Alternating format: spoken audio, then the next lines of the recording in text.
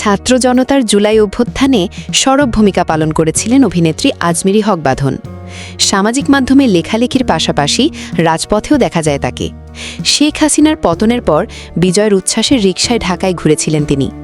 এরপর থেকেই আওয়ামী লীগ সমর্থকদের সমর্থকের রোষানলে পড়তে হচ্ছে এই অভিনেত্রীকে।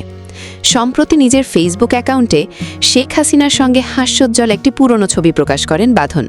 ক্যাপশনে তিনি জানান, একসময় শেখ হাসিনাকে ভালোবাসতেন, তবে সময়ের সঙ্গে উপলব্ধি করেছেন ক্ষমতা মানুষকে শয়তানেও পরিণত করতে পারে। ছবিটি নিয়ে স্মৃতিচারণ করতে গিয়ে বাঁধন লিখেন, এই ছবিটা ওই সময় আমি মজা করে তাকে বলেছিলাম, অনেকে ভাবছি আমরা নাকি আগে থেকে ঠিক করে একই রঙের পোশাক পরেছি। তিনি তখন হেসেছিলেন। সেই হাসিটা তখন আমার কাছে সত্যি মনে হয়েছিল। সেই মুহূর্তে তিনি আমাদেরই একজন বলে মনে হয়েছিল। বাঁধন আরও বলেন, তার গল্প আমাকে অনুপ্রাণিত করেছিল।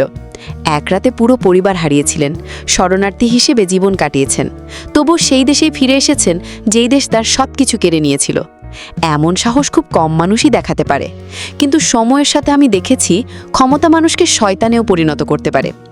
তিনি আরও বলেন, শুধু তার সঙ্গে হাসলাম মানে এই নয় যে আমি প্রধানমন্ত্রী হবার পথে আছি। তাহলে আমার সহকর্মী আওয়ামী লীগ নেতারা এত ভয় পাচ্ছেন কেন? আমি কথা বলি, মানুষের কথা বলি।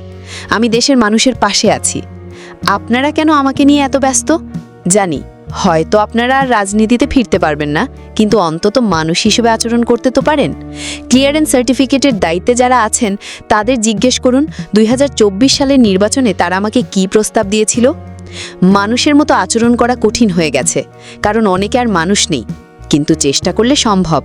একজন প্রকৃত নেতা হন, মানুষ হন। সামাজিক যোগাযোগ মাধ্যমে সমালোচনার জবাবে অভিনেত্রী লিখেছেন, আমাকে যেভাবে আক্রমণ করেছেন, দেশের নারীদের সঙ্গেও আপনারা ঠিক এভাবেই আচরণ করেন। যান, চালিয়ে যান এইসব বাজে কথা। আপনারা জিতেছেন, অভিনন্দন, কিন্তু আমাকে আক্রমণ করা ছাড়া আপনাদের আর কোনো কাজ নেই? নাকি ঠিক করেছেন যে সবচেয়ে খারাপ মানুষ তাকেই আপনারা ক্ষমতা এনে সংসদ সদস্য বানাবেন?